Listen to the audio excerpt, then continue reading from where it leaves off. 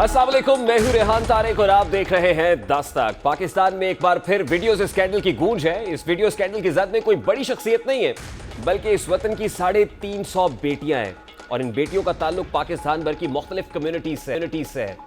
ये स्कैंडल शहर इक़्तिदार इस्लामाबाद या फिर तख्ते लाहौर और पाकिस्तान के सबसे बड़े शहर कराची से भी नहीं है, बल्कि ये स्कैंडल मेहमान नवाजों और मोहब्बत करने वालों के सूबे बलूचिस्तान से सामने आया है।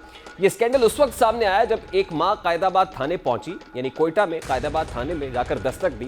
पुलिस एहलकारों को दरखास्त की, फरियाद की कि हिदायत खिलजी नामी शख्स 2 साल से उसकी 2 बेटियों की नाजेबा वीडियोस बनाकर उन्हें ब्लैकमेल कर रहा है, उन्हें नौकरी का झांसा देता है। इसी झांसे में उनको हिरासत में रखा रहा, तकरीबन 2 साल तक उन्हें हिरासत में रखा, उनकी नाजेबा वीडियोस बनाई और अब उनको ब्लैकमेल किया जा रहा है। दरखास्त मिलते ही पुलिस ने लड़कियों पर तशद्दुद करने और बरहना वीडियोस बनाने वाले मुलविस मुल्जिमान हिदायत खिलजी और उसके भाई को गिरफ्तार कर लिया है। पुलिस ने मुल्जिम के कब्जे से लैपटॉप्स, मुतादिद मोबाइल्स और डिवाइसेस कब्जे में लेकर उनमें से मुतादिद लड़कियों की नाजेबा वीडियोस बरामद की है और इन तमाम तर वीडियोस को और ये मोबाइल्स हैं, ये लैपटॉप्स हैं, इनको फोरेंसिक के लिए पंजाब फोरेंसिक साइंस एजेंसी में भेज दिया गया है। इसी दौरान एक और खातून पुलिस के सामने पेश हुई और हिदायत खिलजी के खिलाफ दरखास्त दी कि इसके हवाले से मजीद इंकशाफात भी हो रहे हैं। पुलिस के मुताबिक मुल्जिम लड़कियों को नौकरी का झांसा देकर अपने पास बुलाता, उन्हें नशावर अशिया खाने को देता, जिसके बाद इन खवातीन की नाजीबा वीडियोस बनाकर उन्हें ब्लैकमेल करता था। मुल्जिमान 2 लड़कियों के अगवा में भी मुलव्विस हैं। हिदायत खिलजी को बासर सियासी शख्सियात की सरपरस्ती और पुष्पनाई भी हासिल है। पुलिस ज़राए के मुताबिक मुख्तलिफ लड़कियां अफगानिस्तान में हैं, जिनकी वापसी के लिए वफाकी सतह पर राब्ता किया है, क्योंकि जब उनकी लोकेशन ट्रेस हुई है तो वो काबुल में पाई गई हैं। स्कैंडल की तहकीकात के लिए कायम कमेटी मौसर तौर पर काम कर रही है और पुलिस ज़राए के मुताबिक हिदायत खिलजी ने 221 पश्तून, अब जरा कम्युनिटीज़ को देखें अगर तो 200 हैं, 6 बलोच हैं, 6 हज़ारा और पंजाब और सिंध की 22 लड़कियों की वीडियोस बनाई हैं और उन्हें ब्लैकमेल किया गया है। यानी किसी एक खास कम्युनिटी नहीं, बल्कि कमोबेश तमाम तर कम्युनिटीज़ की लड़कियों को झांसे में लाया है, उन्हें ब्लैकमेल किया जा रहा है। इस हवाले से डीआईजी ऑपरेशंस कोयटा फिदा हसन साहब क्या कहते हैं, जरा उसकी एक झलक आपके सामने रखता है। लास्ट टाइम हमने किया, कल शाम तक उन बच्चियों की लोकेशन काबुल में आ रही थी, इसलिए हम कोशिश कर रहे हैं उसको इंटरनेशनल लेवल पे भी इंशाअल्लाह ताला पूरी एफर्ट करेंगे उनको रिकवर कर। केस को सही खतूत पे हम आगे लेके जा रहे हैं। तमाम टेक्निकल एविडेंसेस हमारे पास आ रही हैं, वो हम कलेक्ट कर रहे हैं। बाकी जो वाक़याती शहादतें हमारे पास इस केस में मिल रही हैं, उनको हम लोग इकट्ठा कर रहे हैं और इंशाअल्लाह ताला मैं आप तमाम को रीअश्योर करता हूँ, हमारी पूरी कोशिश है और करके भी आपको दिखाएंगे कि हम एक स्ट्रॉन्ग केस बिल्टअप करेंगे और जो अल्टीमेटली कोर्ट में जब जाएगी तो कन्विक्शन इसकी करवा के रहेंगे और इसको हम लोग एक इबरत का निशान बनाएंगे ताकि किसी और को हिम्मत न हो एक फ्यूचर में जाके कोई खुदा न खास्ता इस तरह हमारी बच्चियों के साथ वैसी ज्यादती करने का कोई सोच भी ले। इसी पर बात करने के लिए इस वक्त खुद डीआईजी ऑपरेशंस कोयटा फिदा हसन साहब हमारे साथ मौजूद है, लेकिन उससे पहले जरा आपके सामने रख दें कि हिदायत खिलजी के बारे में क्या चीजें रिपोर्ट हो रही हैं। हिदायत खिलजी मकामी सतह पर काउंसलर भी रहा है, हबीबुल्लाह खिलजी इसके दादा हैं और ड्रग ट्रैफिकर है वहां पर। साथ ही जो शानी खिलजी है इसका कजन है और खलीलुल्लाह खिलजी इसका भाई, ये सब पुलिस की हिरासत में है। इनसे तहकीकात हो रही हैं और बड़ी जाफिशानी से काम किया है डीआईजी ऑपरेशंस फिदा हसन साहब की टीम ने। बहुत बहुत शुक्रिया फिदा हसन साहब आपके कीमती वक्त के लिए। सबसे पहले तो ये फरमाइएगा कि असल में ये स्टोरी कैसे अनफोल्ड हुई, कौन कौन से वो लोग हैं, इस वाक़े के जो मरकजी किरदार है वो आपकी गिरफ्त में है और तहकीकात में अब तक क्या पेशरफ्त हो सकी? जी थैंक यू वेरी मच। सबसे पहले मैं थोड़ा सा इसका बैकग्राउंड आपको बता दूं। ये बेसिकली 2 दिसंबर को हमारे पास एक एप्लीकेशन खातून ने दी कि ये जो मेन प्रिंसिपल एक्यूज है हिदायत खिलजी, इसने कोई लास्ट 2 सालों से उसकी 2 बेटियों को ये ब्लैकमेल कर रहा है और उनके पास उनकी कुछ वीडियो क्लिप्स हैं, कोई काबिल इतराज क्लिप्स हैं और ये उनको ब्लैकमेल कर रहा है। उस एप्लीकेशन पे लोकल पुलिस ने कोयटा की उन्होंने फौरन एक्शन लिया, जाके उन्होंने केस रजिस्टर किया और ये हिदायत जो प्रिंसिपल एक्यूज है इसको गिरफ्तार कर लिया। फिर उसके बाद जो प्रोसेस, जो हमारा लीगल प्रोसेस होता है उसको फॉलो करके हमने सर्च वारंट लेके उसके घर पे लोकल पुलिस चली गई और वहां से कुछ लैपटॉप और मोबाइल फोन और बाकी जो इलेक्ट्रॉनिक जो गैजेट्स होती हैं वो हमने रिकवर कर ली और वो हमने फिर फॉरेंसिक्स के लिए भिजवा दी। और मीनवाइल इसका जो छोटा भाई था उसके ऊपर भी इल्जाम था कि जी ये उसको अपने भाई को असिस्ट करता है, तो उसको भी हमने अरेस्ट कर लिया। और थोड़ा सा मैं आपको बता दूं, ये जो हिदायत खिलजी जो है ये बेसिकली एज सच कोई करता वर्ता नहीं है, समझने के ये ट्रैफिकर है, यहाँ पे लोकल पिम्प आप इसको कह सकते हैं। इस तरह की इसकी कोई अच्छी सी कोई रिपुटेशन नहीं है इसकी। तो अभी ये हमारे पास गिरफ्तार है, हिदायत खिलजी हमारे पास गिरफ्तार है और इसका छोटा भाई खलील खिलजी वो भी हमारे पास, दे आर अंडर अरेस्ट। अभी हम लोग लोकल पुलिस इसको इन्वेस्टिगेट कर रही है। और मीनवाइल मैंने यहाँ पे एक स्पेशल इन्वेस्टिगेशन टीम कॉन्स्टिट्यूट की है, जो कि पूरी हमारे एक्सपर्ट्स हैं यहाँ पे लोकल पुलिस के। वो टीम एक टीम के तौर पर इसकी हम वो टीम तफ्तीश कर रही है। और इसमें हम जो FIA साइबर क्राइम यूनिट है उनके साथ भी हम इन टच हैं, और जो चीज़ें हमने भिजवाई हुई हैं पंजाब फॉरेंसिक लैब को, वो उसके बाद उनका एनालिसिस करके रिट्रीव करके डेटा हमारे पास भिजवा फिदा हसन देंगे। साहब, ये बलूचिस्तान का सबसे बड़ा जिनसी स्कैंडल बनता चला जा रहा है। ये हिदायत खिलजी के बारे में जो आपने उसका पर्सपेक्टिव बताया है, आपने अपना रिकॉर्ड देखा क्या? ये साबिका रिकॉर्ड याफ्ता भी है इस हवाले से? इस पर कोई पहले भी केसेस हैं या वीडियोस का कोई केस पहले भी बना है? इस हिदायत खिलजी के खिलाफ अभी जो बच्ची हमारे पास जो विक्टिम है, इसी ने इसके खिलाफ आज से साल पहले लास्ट दिसंबर 2020 में इसके खिलाफ एक केस करवाया था। और उस वक्त उस बच्ची ने कहा था कि जी मैं हिदायत खिलजी की बीवी हूं और ये मुझे अब्यूज करता है। वो बेसिकली डोमेस्टिक अब्यूज का केस हमने रजिस्टर किया था यहाँ पे थाना सरियाब कोयटा में। और उसके बाद जब वो पुलिस ने उसका चालान बना के कोर्ट में भिजवा दिया, तो फिर कोर्ट में उन दोनों की सुलह हो गई थी। तो वो कॉम्प्रोमाइज होने के बाद फिर वो हिदायत खिलजी उस केस से बरी हुआ था। और उसके अलावा हमारे पास डायरेक्ट कोई एक्सप्लॉयटेशन वगैरह का कोई केस हमारे पास नहीं था। लेकिन अभी हमें जब ड्यूरिंग इन्वेस्टिगेशन हमें ये चीजें सामने आ गई कि ये बेसिकली यहाँ पे एक लोकल पिम्प है। अच्छा देखिए, ये बड़ी इंपॉर्टेंट और इंटरेस्टिंग बात आप कर रहे हैं कि 2 साल पहले भी इसी खातून ने एक दरखास्त दी थी, डोमेस्टिक अब्यूज का आपने मुकदमा दर्ज किया था, उसके बाद मामला कोर्ट में जाकर सेटल हो गया था। देखिए होता इसमें यही है कि जो एक्यूज होता है और फिर ऑब्वियसली जो एग्रीव्ड पार्टी होती है, वो दोनों इस मामले को जाकर सेटल कर लेते हैं, किसी ना किसी जगह पर कॉम्प्रोमाइज कर लेते हैं।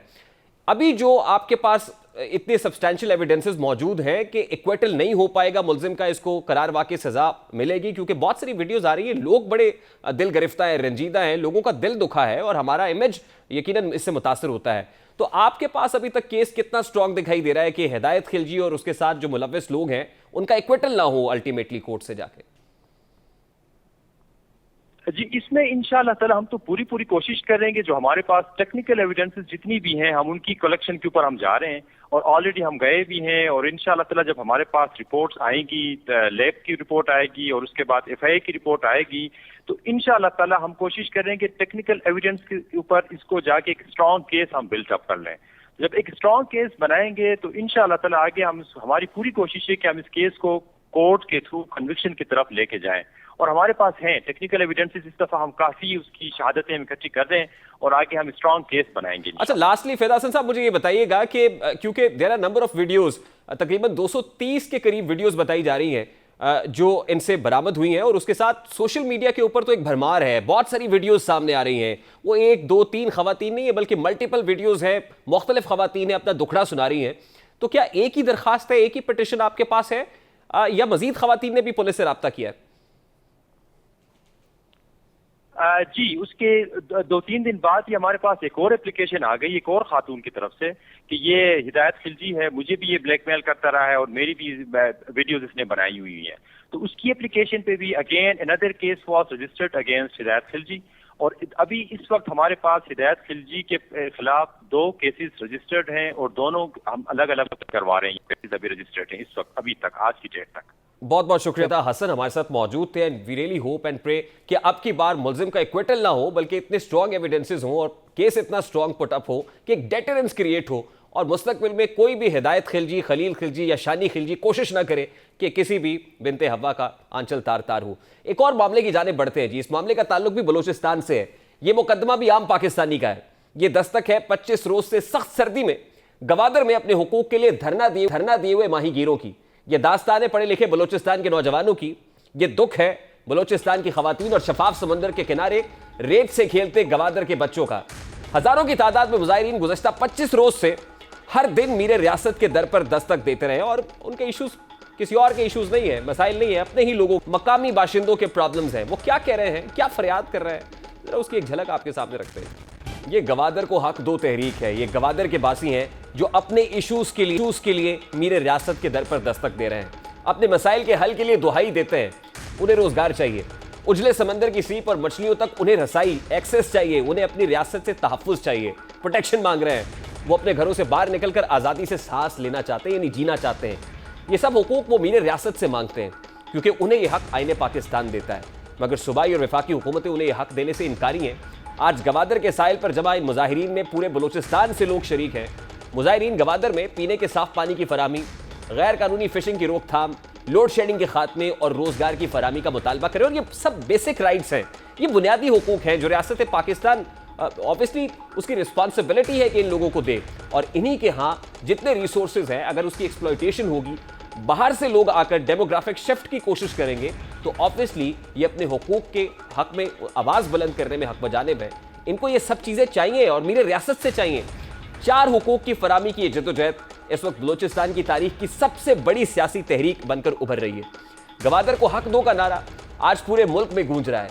मेरे रियासत मोहतरम वज़ीर आज़म इस्लामी जमहूरिया पाकिस्तान इमरान खान साहब गवादर के इन बासियों का दर्द सुने, इन्हें सीने से लगाएं और सियासी जद्दोजहद करने वाले बलोच नौजवानों, बुजुर्गों और औरतों जो तहफ़्फ़ुज़ात हैं, जो रिजर्वेशंस हैं, उनको दूर करके उन्हें तहफ़्फ़ुज़ फराहम करें, उन्हें उनका हक फराहम करें। अब ये एक ब्रेक लेनी है जी, कोई एक शॉर्ट ब्रेक लेंगे, ब्रेक के बाद वापस आएंगे। मुस्लिम लीग नून के बड़ों को जो है वो किन मुश्किलात का सामना है इस वक्त और कैसे पाकिस्तान मुस्लिम लीग नून जो है वो माजी में कुछ लोगों को नवाजती रही है, ये कहानी आपके सामने रखेंगे इस ब्रेक के बाद। हमारे साथ रहिएगा।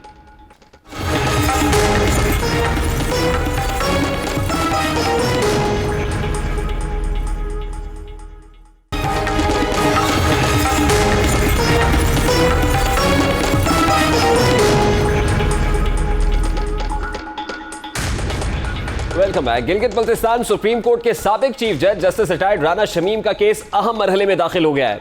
आज इस्लामाबाद हाई कोर्ट ने राना शमीम के बयान हल्फी से मुताल्लिक गुज़श्ता समात का तहरीरी हुक्मनामा जारी कर दिया है, जिसमें अदालत का कहना है कि बादी नजर में राना शमीम के बयान हल्फी के पीछे नेक नियति नजर नहीं आती। इस्लामाबाद हाई कोर्ट के चीफ जस्टिस अतर मिनल्ला ने 4 सफ़ात पर मुश्तमिल तहरीरी हुक्मनामा जारी किया है और हुक्मनामे में शमीम के जवाब गैर तसल्ली बख्श करार देते हुए कहा कि बेबुनियाद बयान हल्फी और गलत खबर पर क्यों न तमाम फरीकैन पर फर्द जुर्म आयद की जाए। अदालत ने करार दिया कि बादी नजर में इस वक्त बयान हल्फी के पीछे नेक नियति नजर नहीं आती है। 3 साल तक राना शमीम की खामोशी उनकी सच्चाई पर सवाल खड़े कर रही है।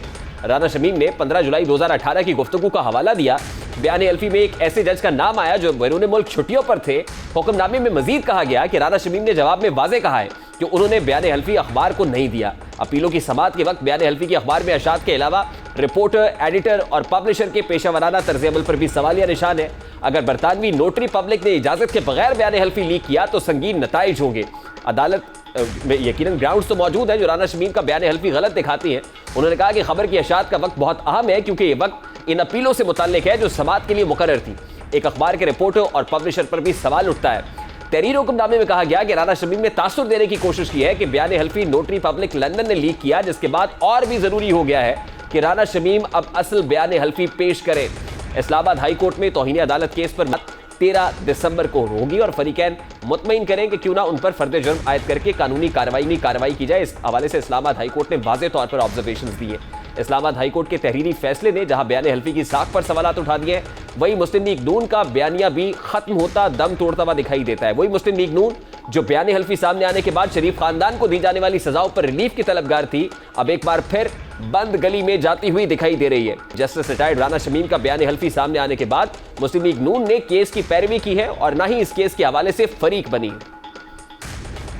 आज आला अदलिया का काम है इस मामले को अवाम के सामने इसकी तफ्तीश करे। वही आला अदलिया जो एक वज़ीर आज़म को अकामे की फीस ना लेने पर खुद ट्रायल करके निकाल सकती है, क्या वो ये चीफ जस्टिस से अपने चीफ जस्टिस से नहीं पूछ सकती कि तुम इलेक्शन में मुदाखलत क्यों कर रहे थे? मुझे और नवाज शरीफ साहब को अल्लाह ताला की ज़ात पर पहले दिन से भरोसा था। सच सामने आएगा, एक दिन पूरी दुनिया को पता चलेगा कि क्या हुआ। आज नवाज शरीफ साहब के हक में, उनकी बेगुनाही में आज तीसरी बड़ी गवाही अदलिया के अंदर से सामने आई। इसी पर बात करेंगे। इस वक्त सीनियर सहाफ़ी तज्ज़ियाकार मुजीबुर रहमान शामी साहब हमारे साथ मौजूद हैं। अस्सलाम वालेकुम शामी साहब, बहुत बहुत शुक्रिया आपके वक्त के लिए। शामी साहब, सबसे पहले तो ये कहिएगा कि आज इस्लामाबाद हाई कोर्ट ने तहरीरी जो है वो हुक्मनामा जारी किया है जो तौहीन अदालत केस से मुतालिक था। राना शमीम का बयान हल्फी पर ऑब्जर्वेशन है कि बादी नज़र में ये बदनीयती पर मबनी दिखाई देता है, तो आपको नहीं लगता कि जो ये केस मामला आगे बढ़ रहा है, राना शमीम के लिए मजीद मुश्किलात खड़ी हो रही? देखिए, अदालत का हुक्म है, अब अभी समाअत जारी है और जब कोई हतमी फैसला आएगा तो फिर ही कोई राजधानी हो सकेगी, और वो भी एहतियात के साथ करनी पड़ेगी, क्योंकि अदलिया का मामला है और तौहीन अदालत का मुकदमा है। तो बहरहाल यहाँ जो भी फैसला होगा, फरीकैन उसके खिलाफ अपील कर सकते हैं, सुप्रीम कोर्ट में भी जा सकते हैं। अदालत जिस भी नतीजे में पहुंचती है उसको इसका हक हासिल है। लेकिन शामी साहब, गुज़श्ता समात पे भी जिस तरह अटॉर्नी जनरल ने भी कहा कि ये लगता है कि प्रॉक्सी दरखास्त है, और काफ़ी ना सिर्फ हुकूमत का दिफा किया बल्कि उनका हदफ तनकीद नून लीग रही है, तो आपको लग रहा है, और फिर इस पर chief justice Islamabad high court Athar Minallah साहब ने भी कहा कि बुनियादी तौर पर जिनके केसेस लगे हुए हैं, बादी नज़र में यही दिखाई देता है कि वो दरखास्तें भिजवा रहे हैं इस तरह की, तो आपको लगता है कि नून लीग के जो केसेस हैं उनके ऊपर कोई implications in a very positive manner Noon league के अपने हक में कोई निकल सकता है? देखिए, ये जो कुछ भी हो रहा है इसमें नून लीग बराह रास्त फरीक तो नहीं है। अगर अरशद मलिक साहब की वो वीडियोस मंजर आम पर आई थी तो जाहिर है कि मुस्लिम लीग नून ने तो वो तैयार नहीं की थी। और ये जो बयान हल्फी है ये राना शमीम साहब ने खुद दिया है लंदन जाकर, और उन्होंने कहा है कि ये उनके ग्रैंडसन के पास था और उसकी कस्टडी में रखा हुआ था। तो अब ये कहना तो मुश्किल होगा कि मुस्लिम लीग नून का इसमें क्या हाथ है, लेकिन इसका फ़ायदा तो बहरहाल उसको पहुंच सकता है। नवाज शरीफ साहब का जो मुकदमा है, जो मरियम नवाज शरीफ का मुकदमा है, अगर उसके हवाले से ऐसा तासुर फैलेगा या ऐसी बातें सामने आएंगी कि ये दबाव के तहत इक़दाम किए जा रहे थे और दबाव के तहत जो है वो फैसले हो रहे थे, अगर ये तासुर फैलता है तो नवाज शरीफ साहब को इससे फ़ायदा तो पहुंचेगा, लेकिन सिर्फ इस वजह से हम ये उनको जिम्मेदार करार नहीं दे सकते। इसके लिए तो बड़ी तफसीली तहकीकात की ज़रूरत होगी और ये हमें मालूम करना होगा कि ये जो अगर वाक़यात हो रहे हैं इनके पीछे कोई मुनज़्ज़म कार्रवाई जो है या मुनज़्ज़म कोशिश जो है वो मौजूद है। तो इस वक्त तो राना शमीम साहब अदालत के सामने पेश हो चुके हैं, वो अपने बयान हल्फी की तस्दीक कर रहे हैं, उसके मंदरजात जो हैं उन पर उनसे उन्होंने इनकार नहीं किया। तो अब तो फिर कुछ तहकीक तो करनी पड़ेगी, अदालत को भी करनी पड़ेगी। साकिब निसार साहब जो कि इसमें एक बड़े फरीक हैं, उनको तो अभी तक तलब नहीं किया अदालत ने और ना ही उसकी कोई तहकीकात की ज़रूरत समझी है।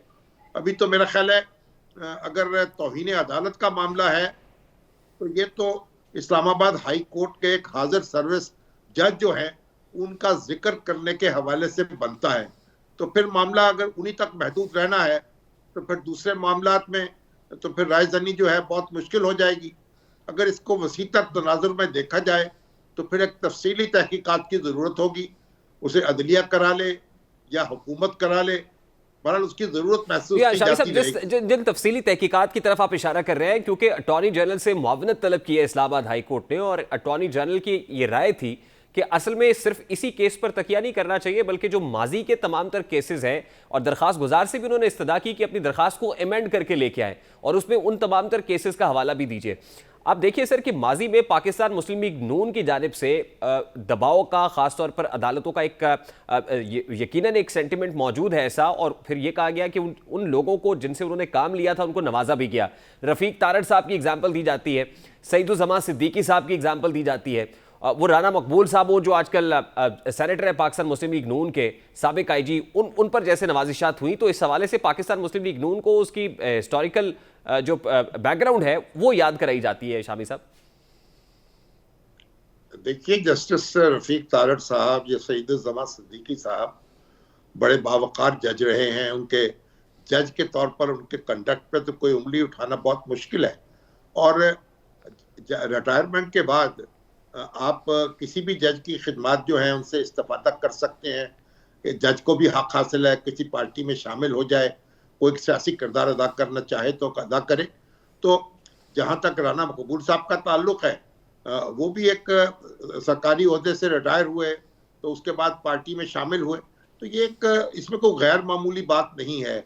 और कई जमातों में सरकारी अफसर शामिल होते रहे हैं। आपको मालूम है कि पीपल्स पार्टी के तो जो बानी सेक्रेटरी जनरल थे जय रहीम, वो भी एक फॉरेन सर्विस के आदमी थे, एम्बेसडर रहे थे, सीनियर डिप्लोमेट थे। तो और भी दूसरे अफसरान कई मौजूद हैं, खुद फारूक लगारी साहब भी, इर्तदाद हसन साहब भी, यानी ये ब्यूरोक्रेट बने उस तरह से उन्होंने छोड़ी हैं अपनी पोजीशंस। जी शामिल साहब, लेकिन ये बात मैं इस तनाजुर में कर रहा हूं कि राना शमीम साहब भी क्योंकि साबिक चीफ जज गिलगित बल्तिस्तान है, और फिर उनके अपने साहबजादे ने आकर एक टीवी प्रोग्राम में ये कहा कि भाई उनके वालिद जज भी हो सकते हैं, इसमें तो कोई अमर माने नहीं है कि वो सदर ना बन सके, सदर पाकिस्तान से मुतालिक की बात हुई। तो इस तरह से अगर इसको रिलेट किया जाए तो कुछ लोगों की राय ये है कि हो सकता है कि राना शमीम साहब का कोई राब्ता हुआ हो नवाज शरीफ साहब से, या उनको कल को इसका कोई फ्रूट देने से मुतालिक भी बात हुई हो कि इसके ये नताइज हो सकते हैं आपके लिए। देखिए, ये तो सारे मफरूजे जो हैं उनकी बुनियाद पर आप हक़ाइक़ को झुठला नहीं सकते। और राना शमीम भी अब चीफ जस्टिस रहे हैं, यानी गिलगित बल्तिस्तान के। तो अब उनको यह कहना कि इनको कोई फ़ायदा चाहिए होगा, यानी आने वाले किसी तूफान का रोना रोकर ना खुदा ने मुझे साहिल पे डबोना चाहा, तो बात तो इस तरह नहीं बनती ना। बात यह जो बात वो कह रहे हैं और जिस पर जमे हुए हैं उसकी तहकीक की जाए कि बात वो दुरुस्त है या नहीं दुरुस्त है, और उसके मुताबिक फिर आगे बढ़ा जाए। और जहाँ तक ताल्लुक है यानी एक वो वीडियो का, सॉरी ऑडियो का, जो मोहतरमा बेनज़ीर भुट्टो साहब के केस के हवाले से मंजर आम पर आई थी, जिसमें सैफुर रहमान साहब और शहबाज शरीफ साहब जो थे जस्टिस मलिक क़य्यूम से गुफ्तगू कर रहे थे। तो जस्टिस मलिक क़य्यूम साहब पर तो कार्रवाई हो गई और उस वक़्त सुप्रीम कोर्ट ने वो केस रिमांड कर दिया और क़य्यूम साहब का फैसला ख़त्म कर दिया था। और अगर उस वक़्त सुप्रीम कोर्ट मुनासिब समझती तो कोई कार्रवाई करती शहबाज शरीफ साहब के खिलाफ भी और सैफुर रहमान साहब के खिलाफ भी, तो वो तो उन्होंने नहीं की। लेकिन वो बेनतीजा नहीं रही जद्दोजहद और उसका नतीजा निकल आया। अब भी कोई, यानी जो वीडियोस आ रही हैं, जो ऑडियोज आ रही हैं, ये शकूक व शुबहात तो पैदा कर रही हैं। इन शकूक व शुबहात का अजाला करना, सूरत हाल को वाज़ेह करना, ये तो हमारी जो अदलिया है उसका काम है और काबिल एहतराम अदलिया है। हम नहीं चाहते कि उसे कोई स्कैंडलाइज किया जाए या किसी एक शख्स की गलती की सज़ा किसी दूसरे को दी जाए, लेकिन जो भी है वो हकीकत तो सामने आनी चाहिए ना। हम टामकटोइयाँ तो नहीं मार सकते और सिर्फ अंदाजों की बुनियाद पर, मफरूज़ों की बुनियाद पर तो किसी नतीजे पर नहीं पहुँच सकते। तो अटॉर्नी जनरल जो हैं, उन्होंने जो इस्लामाबाद हाई कोर्ट में गुफ्तगू की थी, उसे तो उनका तासुब साफ नज़र आ रहा था और उनसे लगता था कि वो एक सियासी सांचे में ढले हुए हैं, उसके मुताबिक वो तकरीर कर रहे हैं। उन्होंने तो बहुत नाज़ेबा गुफ्तगू की है, उन जजों पर बड़े इल्ज़ामात लगाए हैं जिनका कोई सबूत नहीं दिया जा सकता।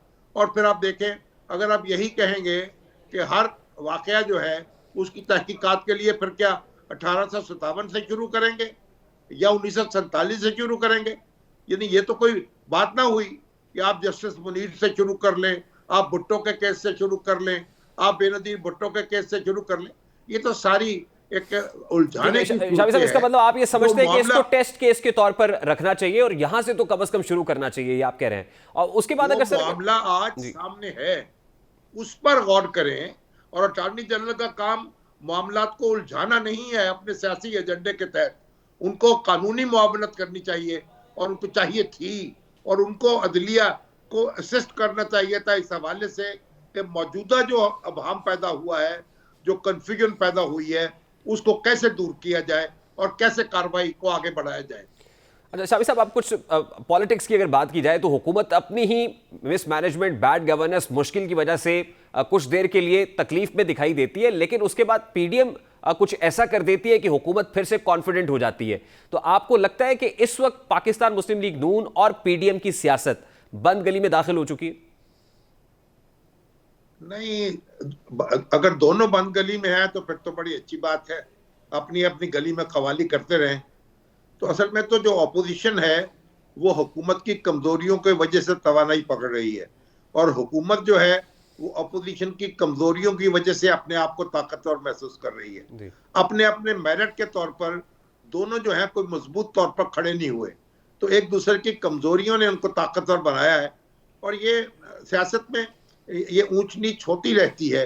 अभी तो मेरा ख्याल है कि ये सूरत हाल जो भी पैदा हो रही है उसमें पीडीएम रास्ता बना रही है।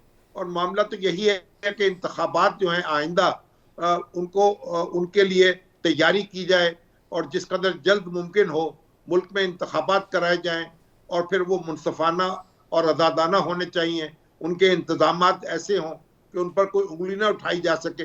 तो ये सारा एक इंतखाबी अमल जो है उसके लिए जिद्दोजहद है। मेरे ख्याल इससे और कुछ हासिल नहीं है। बाकी तो जो कुछ हो रहा है वो लहू गर्म रखने का बहाना है। तो अपोजिशन भी अपना लहू गर्म रख रही है और हुकूमत भी निचली नहीं बैठी हुई, वो भी कुछ ना कुछ अपना काम कर रही है।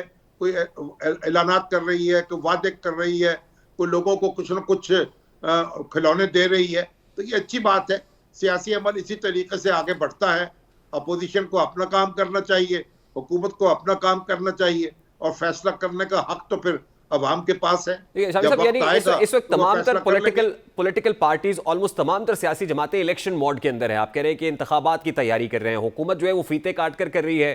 पीडीएम जो है उसने महंगाई मार्च का ऐलान कर रखा है, लेकिन अभी कुछ दूर है, उसमें तकरीबन 3.5 माह का अरसा बाकी है। लेकिन इस वक्त जिसने मार्च शुरू कर दिया है या एहतजाज का ऐलान कर दिया है और मुल्क गिर एहतजाज का किया, तो वो पीपल्स पार्टी है। आपको लगता है कि हुकूमत और पीडीएम और पाकिस्तान मुस्लिम लीग नून की गलतियों के बीच पाकिस्तान पीपल्स पार्टी तैयार है ज्यादा बेहतर तौर पर इन अपॉर्चुनिटीज को कैपिटलाइज भी कर रही है? देखिए, पीपल्स पार्टी को हक हासिल है कि अपने आप को तवाना करे। अभी जो हल्का 133 के इंतखाबात हुए हैं ज़िमनी, उनमें उसने 30,000 से ज्यादा वोट हासिल किए हैं।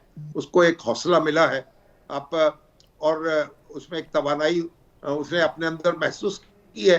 तो इसी तरह कोशिश करके, जिद्दोजहद करके उसके तने मुर्दा में अगर जान डाली जा सकती है तो जरूर डाली जानी चाहिए। और मगर ऐसा नहीं है कि पीपल्स पार्टी को यखलक फजा पे छा जाएगी और कोई गामा पहलवान बन के सामने आएगी। अभी बड़ी जिद्दोजहद करनी पड़ेगी उसको। और अभी तो आप देखिए, जो पीडीएम है उसकी ताकत अपनी जगह मौजूद है और पीपल्स पार्टी की ताकत अभी तक तो एक सिंध के जो देही हलके हैं उन तक है। उसको आगे बढ़ना होगा, पंजाब में काम करना होगा और केपीके में काम करना होगा। और अभी वक्त पड़ा है, कोशिश करे। इंसान तो क्या हो नहीं सकता, तवक्को रखे कि कुछ ना कुछ तो वो आगे बढ़ेगी। शाबी साहब, इख्तिताम में एक सादा सा सवाल है। पाकिस्तान पीपल्स पार्टी पंजाब में रिवाइवल की बात कर रही है। सादुन पंजाब के अंदर मखदूम अहमद महमूद साहब को जो टास्क दिए रखा और फिर कुछ जोड़ तोड़ की बातें भी हो रही हैं। फिर NA-133 से काफ़ी उनका एतमाद बहाल हुआ है। फिर केपी के अंदर भी अगर पाकिस्तान पीपल्स पार्टी कुछ चंक ले ले और सेंटर में काम करे तो बात तो बन सकती है। लेकिन पेशतर इससे कि पीपल्स पार्टी की बात बने या पंजाब के अंदर वो कोई चेंज करे, पाकिस्तान मुस्लिम लीग नून की बात बनती हुई दिखाई दे रही है आपको? देखिए, इस वक्त तो मुस्लिम लीग नून जो है वो अपोजिशन की सबसे बड़ी जमात है और जो मुकाबला इस वक्त है वो पीटीआई के और मुस्लिम लीग नून के दरमियान है। दो बड़े हरीफ यही है। अब उसमें यानी ऐसा तो नहीं है कि एकदम जो है मुस्लिम लीग नून को रिप्लेस कर दिया जाएगा। पीपल्स पार्टी की अपनी कोशिश है, अपने लिए स्पेस पैदा कर रही है, लेकिन अभी तक मुस्लिम लीग नून जो है वो यानी उसी का चैलेंज जो है वो पीटीआई के लिए एक बड़ा चैलेंज है। और इन दोनों के दरमियान अगर आज की सूरत हाल को देखें तो इन दोनों के दरमियान ही घुमसान का रन पड़ेगा। बहुत शुक्रिया शामी साहब आपके वक्त के लिए। ब्रेक लेंगे, ब्रेक के बाद वापस आएंगे। मिनी बजट में कौन कौन सी अशिया महंगी होने जा रही हैं, इस पर बात करेंगे इस ब्रेक के बाद।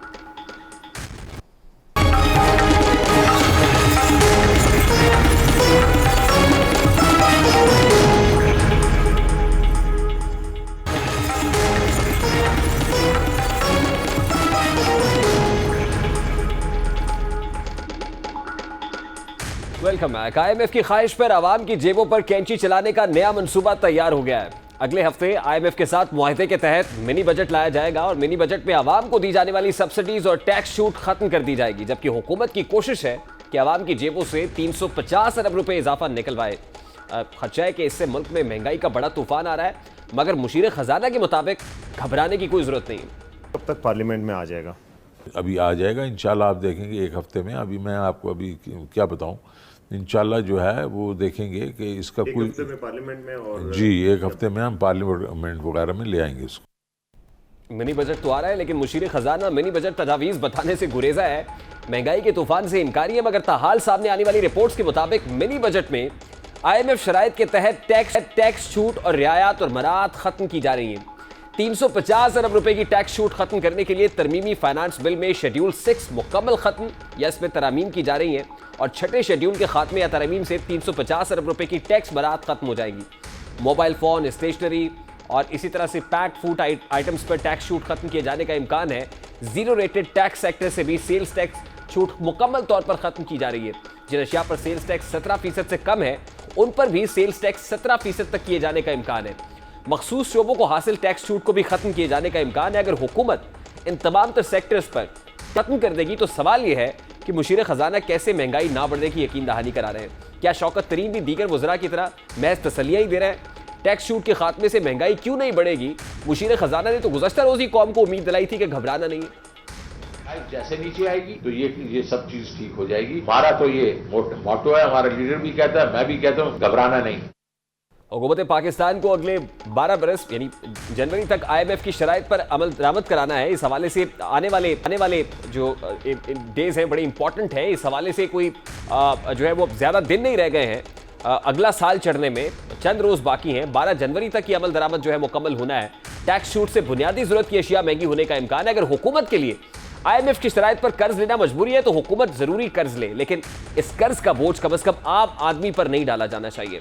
आम आदमी की सब्सिडी खत्म नहीं की जानी चाहिए। वज़रा की मराहत खत्म हो सकती हैं, उनके हाउस रेंट, उनके प्रोटोकॉल्स, उनकी यूटिलिटी बिल्स खत्म हो सकते हैं, लेकिन आम आदमी पर महंगाई का जो बोझ है वो पड़ना यकीनन जस्टिफाइड नहीं है। महंगाई का बोझ पॉलिसी साजों पर क्यों नहीं डाला जा सकता?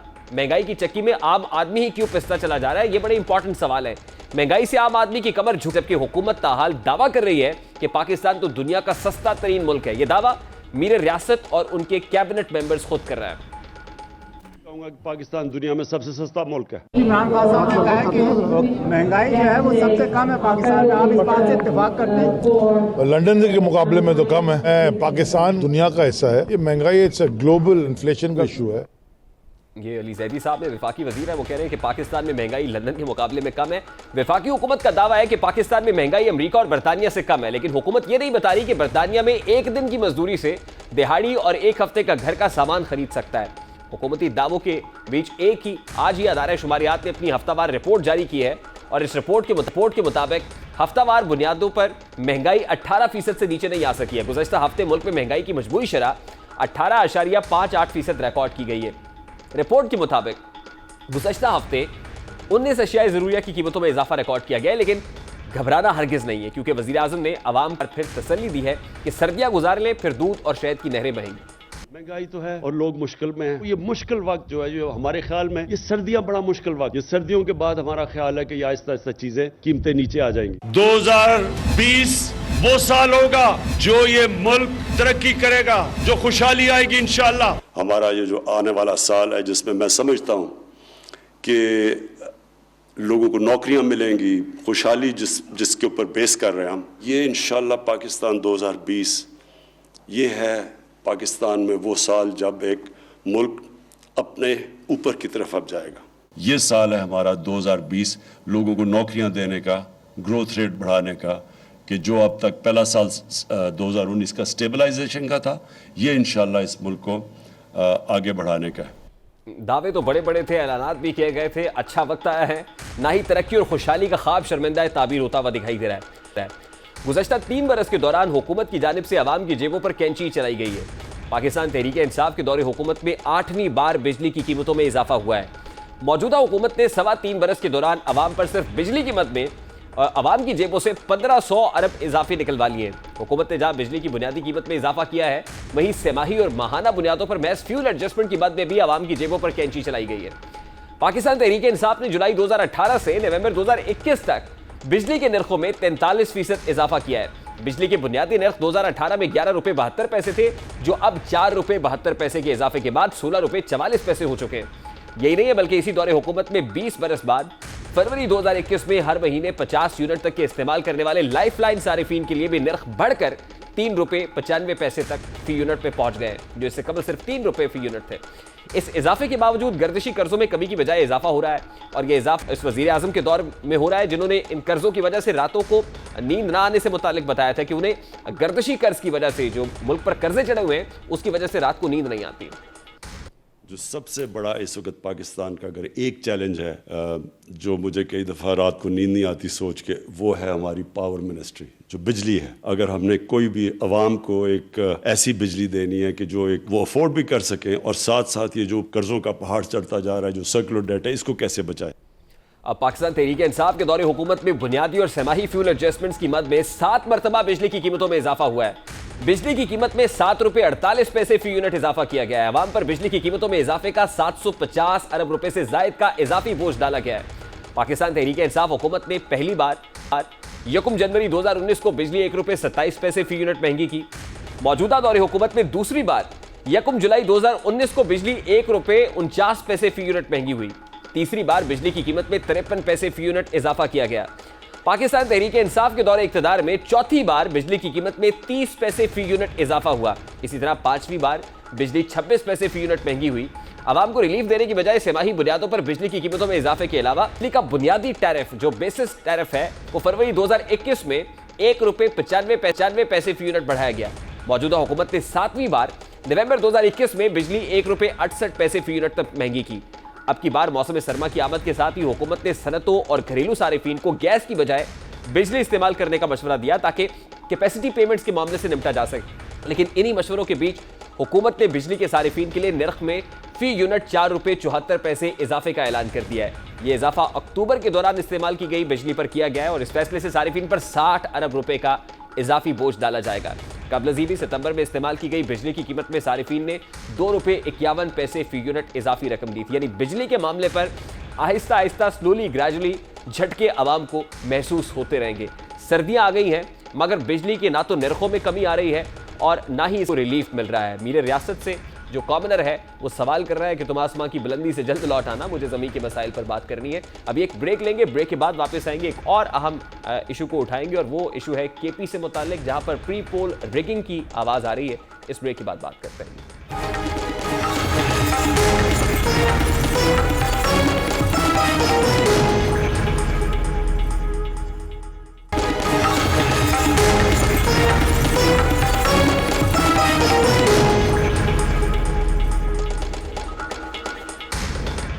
Welcome back. Election commission of Pakistan के नोटिस के बावजूद वजीर आजम पाकिस्तान इमरान खान ने पेशावर का दौरा किया।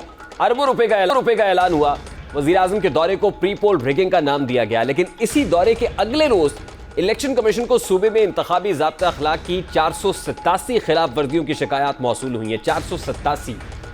इलेक्शन कमीशन ने तहरीक इंसाफ के 2 वज़रा समेत 3 मेंबरान असम्बली को 50-50 हज़ार रुपये जुर्माने किए, जबकि उनके अलावा 3 दीगर मेंबरान सूबाई असम्बली को भी जुर्माना किया गया। यानी तकरीबन 6 मेंबरान असम्बली हैं जिनको जुर्माने हुए हैं। इलेक्शन कमीशन ने वफाकी वजीर अली अमीन गंडापुर को 50,000, सूबाई वजीर ट्रांसपोर्ट शाह मोहम्मद वजीर को 50,000 और MPA पख्तून यार को 50,000 रुपये जुर्माना किया। इसी तरह जाहिद दुरानी, मलिक शेर आजम पर भी 50-50 हज़ार का जुर्माना आयद किया गया है। इलेक्शन कमीशन ने अहमद करीम कुंडी पर इंतखाबी ज़ाब्ता अखलाक की खिलाफ वर्जी पर 50,000 रुपये जुर्माना आयद किया है। ये खिलाफ वर्जियाँ एक ऐसे वक्त में हो रही हैं जब इलेक्शन कमीशन ने वजीर आजम को पेशावर का दौरा ना करने का कहा था, लेकिन उन्होंने कानून की खिलाफ वर्जी करते हुए दौरा किया।